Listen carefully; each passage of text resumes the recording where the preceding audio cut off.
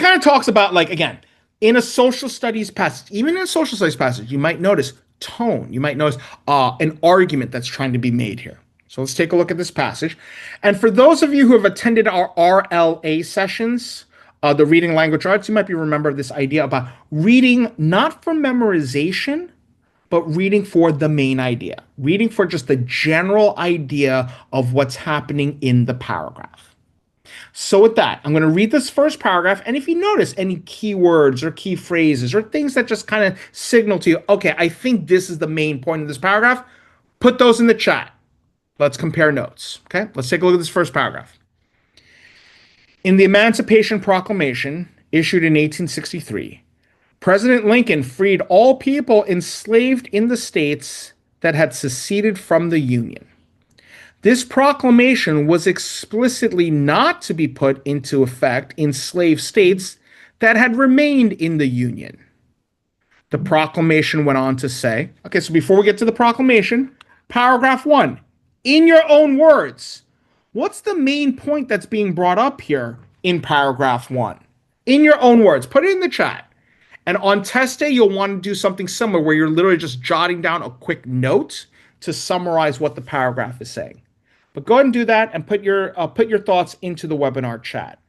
What is the main point of paragraph 1? So they're talking about the enslaved people. They're talking about freeing them. And if you notice here, oh, here's where you want to be careful, Rebecca. Were all people who were enslaved freed? Were all people? Oh, Roger, I think you noticed something here. What did they notice? What do you notice here about the difference that they're making here? That guy with the exclamation point, you noticed it, right? So if you notice it, freed all people enslaved in states that had seceded from the Union, right? The slave states that remained in the Union, oh, they're still slaves, right? So some places do not free the slaves. So the states that left the Union, they are the ones where the slaves were freed, okay? So that's what we see here. President Lincoln freed the enslaved people of the seceded states. So all of you, again, just be careful, right? It's not every slave, right, in the Emancipation Proclamation. It's just the people, the slaves in the states that seceded from the Union. Now, so it's like, huh, right? Like, again, I don't know about you, all this time I was just thought Lincoln freed all the slaves, right? That's what I thought initially. But now let's take a look at the next paragraph and see what the argument here, right? The proclamation says. The proclamation went on to say, I hereby enjoin upon the people so declared to be free to abstain from all violence, and make known that such persons of suitable condition will be received into the armed services of the United States to garrison forts, positions, stations, and other places, and to man vessels of all sorts. Huh. So if the proclamation was about freeing the slaves from the states that seceded, what's paragraph 2 doing? In your own words, what is paragraph 2 doing here?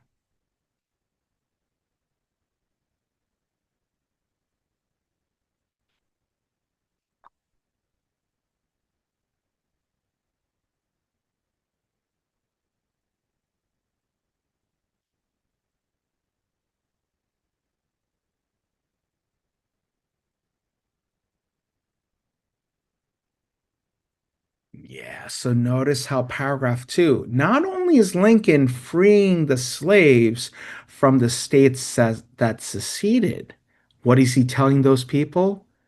Come join the army. Come join the armed services of the United States. We will take care of you. You will be able to put into positions where you can help us battle, etc., right? So freed people are welcome in the U.S. armed services. Do you notice here that Lincoln is actually being a little strategic here about freeing the slaves? He's not just freeing the slaves because he's a nice guy. He's freeing the slaves because he wants people to be like, hey, Join us in our fight because there's a civil war happening here, and it's really kind of terrible right now, right? He sure was, Roger. He sure was. Abraham Lincoln is definitely way up there among the most I don't know the right term for it. Not just popular, but like just like really like sound person. Yep. All right. With that, yep, he had a contingent. He sure did have a contingency plan for sure, right?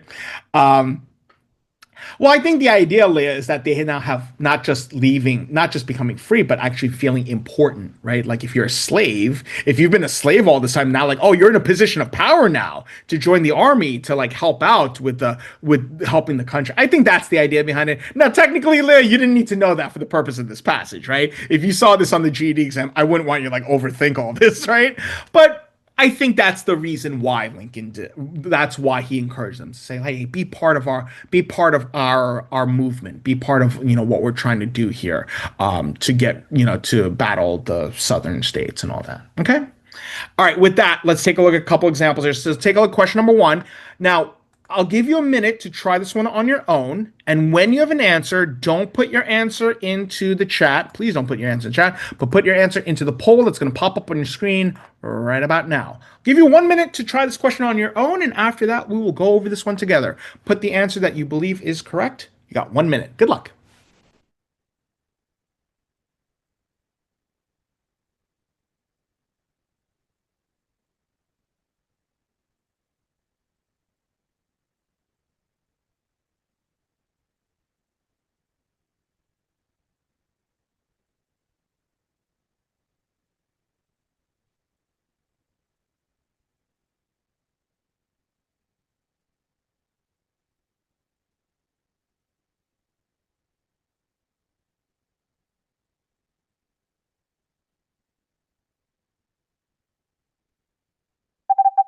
All right, let's take a look at this one together. So, by the way, one of the major themes, like as we look at these social studies questions, that if you notice, right, you don't need to be an expert on every single high school level history topic, right? That probably does help to know who Abraham Lincoln was, right? It probably helps. It probably helps to know like what's going on here, right? About like this is the time of like the Civil War, right? You had the Union of States, and then you had the states that left the Union, which tended to be, the Confederacy. But it's not like you need to be an expert on the Civil War, right? It's not like you need to be an expert on who Abraham Lincoln was, right? So, again, is there a little bit of knowledge that would be helpful to know regarding social studies? Sure. But you certainly don't need to be an expert. And in fact, you can answer these questions even without being an expert, as long as you keep in mind what the passage was saying. So, question number one. And look at even how question number one starts. Not based on your opinion, not based on what you remember from long time ago when you were in high school or junior high school or middle school, based on the text. Which of the following was a major reason Lincoln issued the proclamation, right? The major reason. So, what was the major reason? Well, if you look in the passage, where do we get a hint about what the major reason was that Lincoln issued this proclamation? Not what is the proclamation, but where do we see the major issue, or the major reason? Yeah, in the first well, the first sentence talks about what the Emancipation Proclamation did. It's really that second sentence, isn't it? Where they talk about like, oh, they freed the slaves from the states that left the Union and came to join the Union. Why would he do that? Right? Well, why would he do that? We see that in the proclamation. What is Lincoln trying to do here? What is Lincoln trying to do here with all these slaves that he's just freed? And say all this. Encourage, and just to be specific, Roger, encourage them to do what? Yeah, encourage them to join the union, right? So which of those choices gives you out the correct answer? As we got a plurality there. Answer choice A is your correct answer: to weaken the South by enlisting former slaves in the Union Army. Nice job here with this one. Okay. Real quick, what's the problem with answer choice B? Some of you did put down answer choice B, and I can see why. There's a little bit of a trap here. But what makes answer choice B wrong, everyone? Choice B says to encourage states to secede from the Union. What's the problem with answer choice B?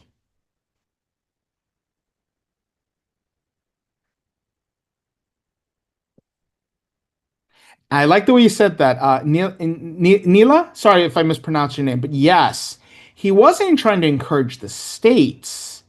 He wanted to weaken Nyla. Thank you, Nyla. Right?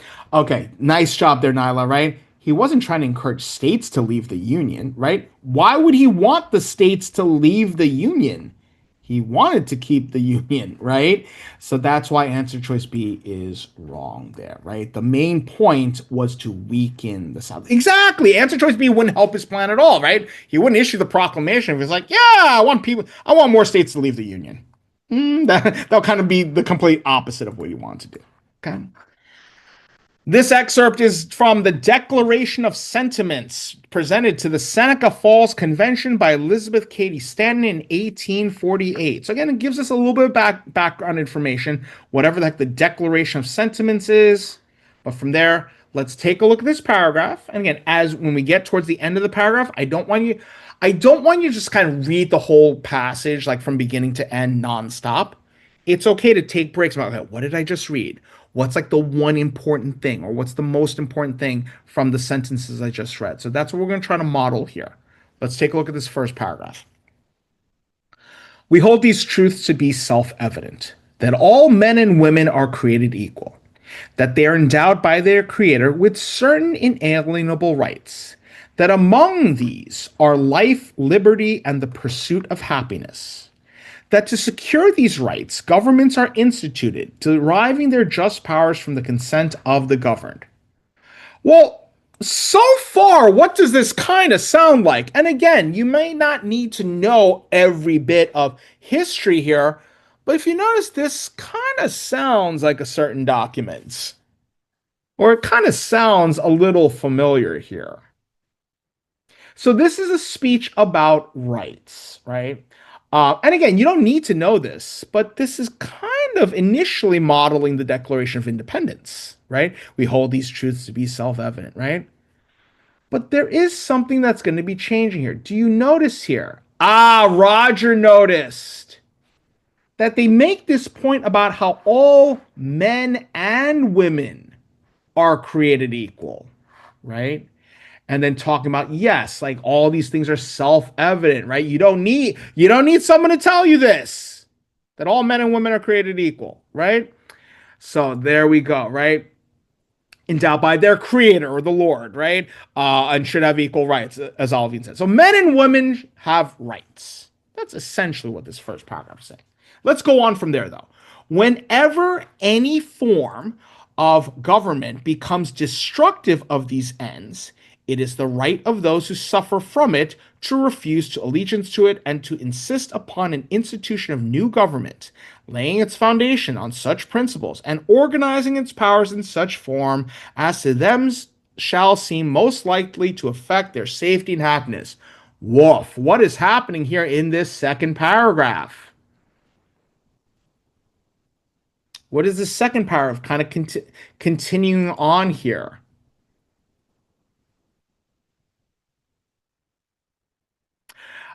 So just to be clear, Max, I don't think they specifically use the word elections, but I think I know where you're going with this, right? Can you elaborate a little bit more? Anyone else? Like, what is the whole point of that paragraph when it's for that second paragraph when it started like, whenever any form of government becomes destructive of these ends, it's the right of those who suffer from it to refuse allegiance to it. So again, they don't explicitly use the word elections here, but oh, we're allowed to institute a new government if our rights are being taken away, right? So we're allowed, right? We're like, hey, if the government is not protecting our rights, the people have the right to institute a new government, right? And one example of that, like Max said, right, might be like elections, right? Hey, we elect people into office. If these people who we elect into office aren't protecting our rights, well, then you guys aren't doing your job, right? So that's what we're talking about here, right? If you're not treated equally, then you have the right to not support the. Yes, exactly, Olivine, right? If you're not being treated well, you have the right to not to support the government. Now let's take a look at the next paragraph here. So the second paragraph was essentially that women and men, right, regardless of whether you're a man or woman, we have rights. Sochi, you're going to see in that next paragraph how this is definitely about women's rights. But you already have that sense of that, right, Sochi, right? So that's really helpful. It's good that you're kind of analyzing that already. Good. Let's take a look at the next paragraph. Such has been the patient sufferance of the women under this government, and such is now the necessity which constrains them to demand the equal station to which they are entitled. Because women do feel themselves aggrieved, oppressed, and fraudulently deprived of their most sacred rights, we insist that they have immediate admission to all the rights and privileges which belong to them as citizens of the United States. Zochi, does that kind of confirm your initial thought there? What's this third paragraph about, everybody? Or sorry, I should say the end of the second paragraph. And if you had to summarize it in just like one sentence here, or just a few words, exactly. Women deserve rights. Women deserve equal status. And notice how this is basically the claim that the author's making, right? We insist that they have immediate admission to all the rights and privileges which belong to them as citizens. Women deserve equal rights. That's the claim that's being made here. And by the way, again, you don't need to know all of your history about the United States, but if you do know, women didn't have the right to vote for a long time in the United States, right? Like that. I mean, that blows my mind still, to this day. Like, wow, like that's crazy when you think about that, right? But basically, that's the claim here. That's the claim that the author's making. Women deserve equal rights. With that, let's take a look at a couple sample questions here. Take a look at question number one. I'll give question number two, actually. In this question, I will give you a minute to try this one on your own. Leave an answer. Put your answer again, not in the chat, but in the poll. 1 minute. Good luck.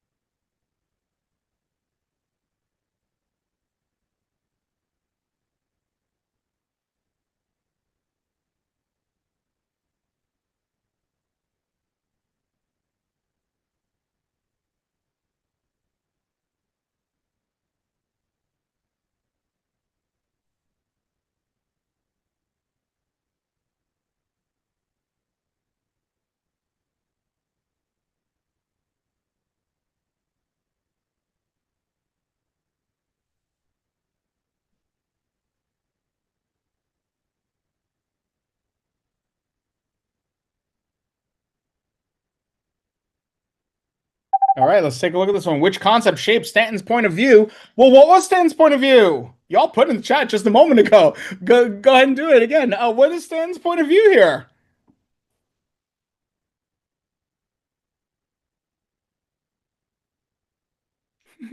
That women are created as equals, that men and women are created equally. Well, which of those choices gives you that? And the correct answer, I'm very happy to say, a strong majority of you did put down answer choice B, natural rights, right? Like, again, the whole idea about self-evident, right? You don't need someone to prove that men and women are created equal. It's self-evident. It's like another way of saying that is like it's obvious that men and women are created equal, and then therefore they should have equal rights. Okay, nice job here, folks. Answer choice B is indeed your correct answer for this one. Okay. All right. Let's take a look at our next topic. We may come back to this passage in a bit, but another example is when the siding goes a little bit too far.